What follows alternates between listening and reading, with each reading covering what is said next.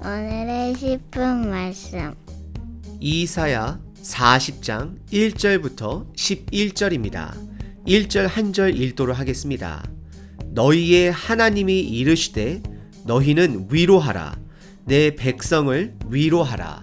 이사야서는 총 66장으로 되어진 책입니다. 그리고 이사야서를 크게 두 주제로 나눌 수 있습니다. 첫 번째는 하나님의 심판, 두 번째는 구원의 약속입니다.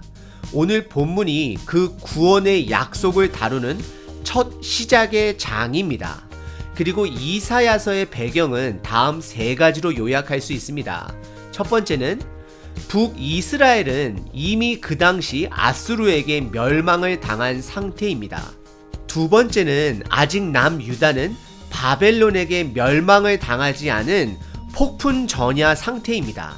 그리고 마지막 세 번째는 이사야 선지자가 있을 당시 남유다의 왕들은 요담, 아하스, 히스기야와 므낫세까지입니다. 그 중에서 가장 주요 왕은 히스기야 왕으로 죽을 병에 걸렸지만 기도로 15년 생명 연장을 받은 왕 시대를 배경으로 하고 있습니다. 이사야서는 그런 시대 속에 앞으로 다가올 남유다의 멸망과 그리고 동시에 회복 또한 약속해 주시고 있습니다. 이사야 40장에 들어가기에 앞서 우리는 한 가지 질문을 해야 합니다. 아직 멸망도 오지 않은 남유다에게 왜 하나님께서는 회복의 약속 또한 미리 예언해 주시는 것일까요? 타락한 남유다를 향해 바벨론을 통한 심판을 선포하는 것은 그들을 경고하기 위한 당연한 것입니다. 하지만 왜 그 심판 이후에 회복 또한 미리 약속해 주시는 것일까요? 여기에는 두 가지 이유가 있습니다. 첫 번째는 역사의 주관자는 하나님 한 분이시라는 것을 드러내기 위함입니다. 그리고 두 번째는 이스라엘 백성들에게 소망을 주기 위함입니다.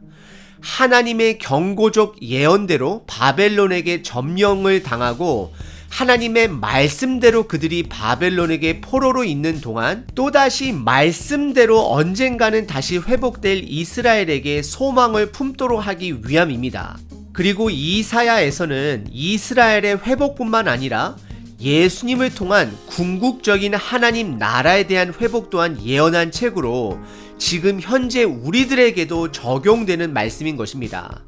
오늘 이사야서 40장의 시작 선포를 통해 하나님의 주권으로 다시 회복될 그분의 나라를 소망하시는 저와 여러분 되시길 바랍니다. 오늘 본문의 주제는 위로의 소식입니다. 바로 전장인 39장까지는 유다의 멸망을 이야기했더라면 40장서부터는 유다의 회복을 약속하고 계십니다.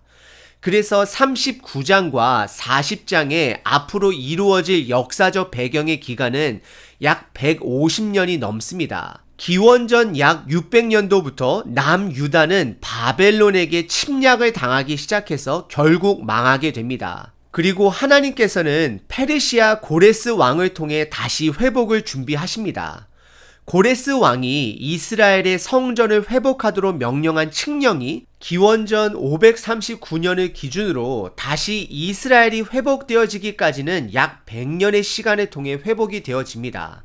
그리고 더 나아가서 이사야서는 구원자 아기 예수님의 탄생 소식과 그분의 십자가 고난까지 미리 예언하고 있는 책입니다. 그래서 오늘 본문에서 주는 위로의 소식은 지금 팬데믹으로 암울한 우리 시대에 다시 오실 예수님의 소식 또한 전하는 위로의 소식으로 연결이 되어지는 것입니다. 1절과 2절은 도입 부분으로 위로의 소식을 선포합니다. 1절과 2절에 보시게 되면 위로하라 명령하고 그들이 마음에 닿도록 전하라 말하고 있습니다. 여러분들 지금 현재 상황이 암담하신가요? 오늘 이사야 말씀은 우리들에게 위로를 받으라 라고 선포하고 있습니다.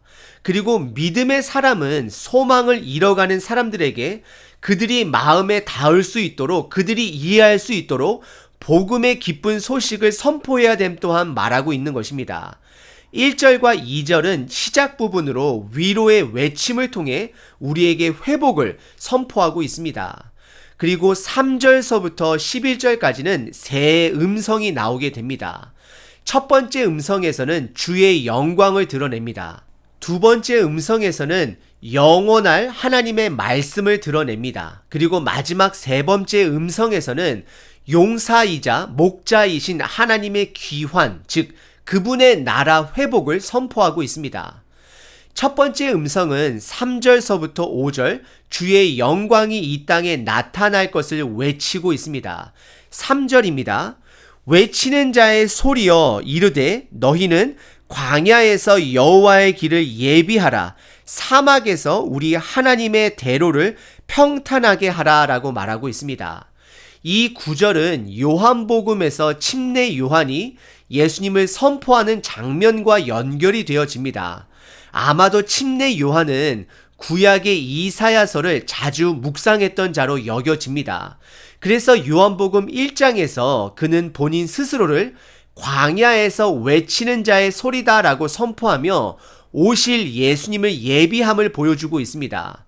그 당시 침례 요한의 선포는 부패한 성전 시대에 살아가고 있는 이스라엘 백성들에게 소망의 소식이었습니다. 그리고 이사야 선지자도 이스라엘 백성이 바벨론의 포로 기간 동안 낙심하고 있을 때 그들이 붙들어야 할 소망을 지금 미리 선포하고 있는 것입니다.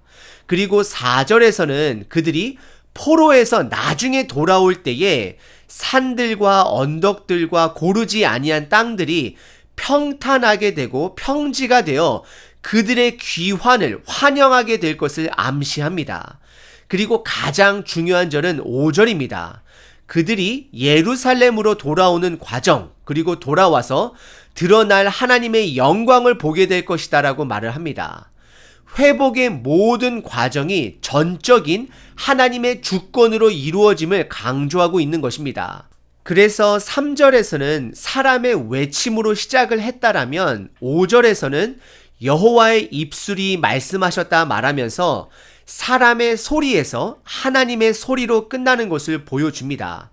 사람이 외친 위로의 소식이 그분의 주권으로 이루어짐을 드러내고 있습니다. 3절서부터 5절은 첫 번째 음성인 기쁨의 소식을 사람들이 전하지만 그 기쁨의 소식을 이루시는 분은 오직 하나님 한 분이신 것, 즉 그분의 주권을 선포하고 있습니다. 두 번째 음성은 6절서부터 8절까지 변함없는 하나님의 말씀을 외치게 됩니다. 6절서부터 8절에 꽃과 풀이 등장합니다. 그리고 그 꽃과 풀은 아름답지만 결국 마르고 시들 것을 말하며 반면에 하나님의 말씀은 영원하다라고 선포를 합니다. 8절입니다. 풀은 마르고 꽃은 시드나 우리 하나님의 말씀은 영원히 서리라 하라. 그리고 6절서부터 8절 가운데 하나님의 주권을 드러내는 표현은 두 가지가 있습니다. 첫 번째는 7절에 여호와의 기운, 그리고 8절에서는 하나님의 말씀은 영원히 서 있다입니다. 특별히 7절에 여호와의 기운이 풀과 꽃을 시들게 한다 말하는 것은 그들이 앞으로 처할 포로 기간 동안 강해 보이는 바벨론이나 사람들은 영원하지 못함을 강조하는 표현입니다. 오직 영원하신 분은 하나님이라는 것을 강조하고 있습니다. 지금 팬데믹 이후 분명 혼란한 시기가 다가올 수 있습니다. 하지만 그런 혼란의 시기 속 가운데서도 변함없는 하나님의 말씀을 묵상하며 하루하루 살아내는 것이 지혜자의 모습일 것입니다. 6절서부터 8절에서는 두 번째 음성으로서 변함없는 하나님의 음성을 선포하고 있습니다. 그리고 마지막 세 번째 음성은 9절서부터 11절에 용사이자 목자이신 하나님의 귀환, 즉 하나님 나라의 완성을 선포합니다. 9절에 아름다운 소식을 시온에 전하는 자여 라고 시작을 합니다. 아름다운 소식이 시온에 전해지는 것은 시온의 회복을 말합니다. 이스라엘 백성들에게 시온의 상징은 하나님의 언약궤, 말씀의 언약궤가 있는 성전을 상징합니다. 이스라엘의 중심을 상징하는 것입니다. 그 시온이 회복된다라는 것은 하나님의 나라가 회복되는 것입니다. 지금 복음 시대에도 동일합니다.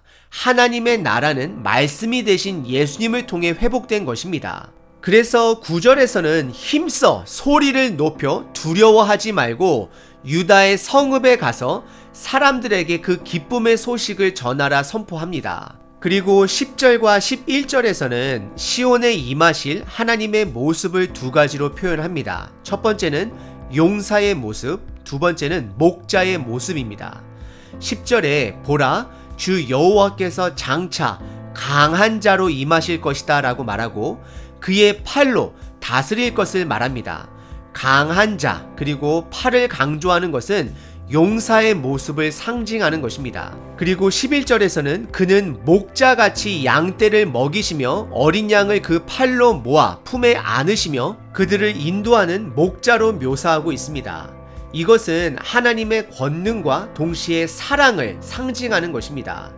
예수님은 우리들에게 성령님을 보내주셨습니다. 그래서 목자 되신 성령님의 도우심으로 우리는 인도함을 받으며 살아가고 있습니다. 하지만 동시에 심판자로 다시 돌아오실 예수님을 우리는 기억해야 하는 것입니다. 9절서부터 11절은 세 번째 음성으로 용사이자 목자이신 하나님의 귀한, 즉 하나님의 나라의 완성을 선포했습니다.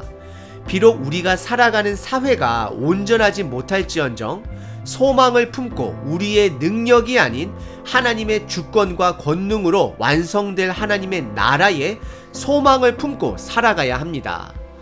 오늘 이사야서 40장의 시작은 위로의 선포였습니다. 그리고 세 음성이 있었습니다. 첫 번째는 하나님의 영광이 온전히 드러날 것이라는 외침, 두 번째는 영원할 하나님 말씀의 외침, 마지막 세 번째는 용사이자 목자이신 하나님을 통해 완성될 하나님의 나라의 소식이었습니다. 지금 저희들은 이 모든 것이 예수님의 죽으심과 다시 살아나심을 통해 시작되었습니다. 예수님의 죽음과 부활 사건을 통해 하나님의 영광이 드러났습니다. 그리고 예수님의 말씀을 통해 구약의 모든 말씀이 완성이 되어 우리에게 주어졌습니다. 그리고 예수님의 두 번째 오심, 즉 재림을 통해 하나님의 나라는 완성될 것입니다. 그래서 오늘 하루 속에 드러난 하나님의 영광을 볼 줄 아는 저와 여러분이 되셔야 합니다. 하나님의 나라는 예수님을 통하여서 이미 시작이 되었습니다. 그래서 변함없는 성경 말씀을 통해 하나님의 백성답게 소망을 품고 현재를 살아가야 하는 것입니다. 오늘 하루도 아무리 어려운 상황 속에서도 위로가 되신 소망의 말씀을 붙들고 그분의 백성답게 살아내시는 하루 되시길 바랍니다. 우리는 하나님의 자녀입니다. 파이팅! 파이팅!